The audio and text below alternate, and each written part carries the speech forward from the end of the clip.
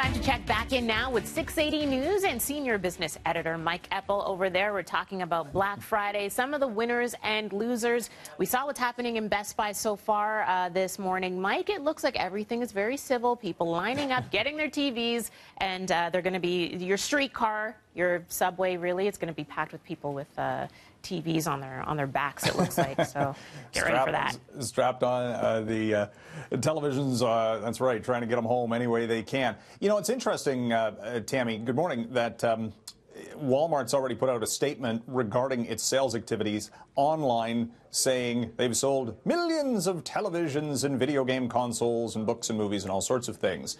And when you look at the web traffic, Best Buy's #1 as most searched, followed by Walmart. And then in the United States, you've also got Target stores.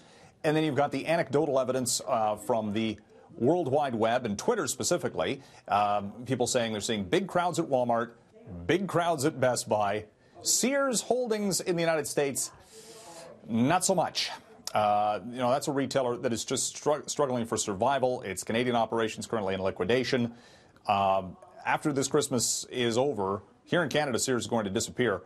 Might be poised to do so in the United States as well. And then you've got Amazon, which is the world's biggest internet retailer, of course, and the stock of Amazon is indicated at a record high in pre-market trading action this morning. So again, the influence of U.S. retail already showing up in the equity markets that we're seeing. Wall Street puts in a half day of trade coming up today. Now, at the same time, while all this is going on from the shopping end of things, one of the country's biggest grocery store retailers, Sobeys, is expected to announce job cuts today. The Globe and Mail is reporting that Sobeys is going to do a restructuring to cut its costs by $500 million over 2 years. 800 job cuts, 20% of its office staff. Some of these have already been announced or taken out already, but more to come as Sobeys looks to cut its costs, shift to e-commerce, home delivery, just like Loblaws and Metro have already done to some extent. And they're still dealing with, at Sobeys, the ill-fated and overpriced purchase of Safeway from 2013, still dealing with that. And all the grocery store retailers have also warned their costs are going up next year because of the hike to minimum wage. So they're adjusting their store hours as well. So something to keep an eye on there today in the grocery end of the retail market.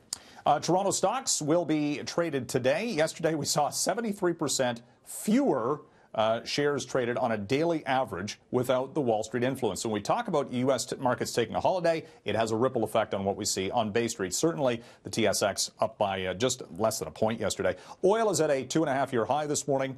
It's above $58 a barrel. That is going to lead to a higher price at the gas pumps. Again, price went up a penny overnight. And as well, the Canadian dollar holding at 78.5 cents U.S. We'll send it back to the studio. To Adam, actually.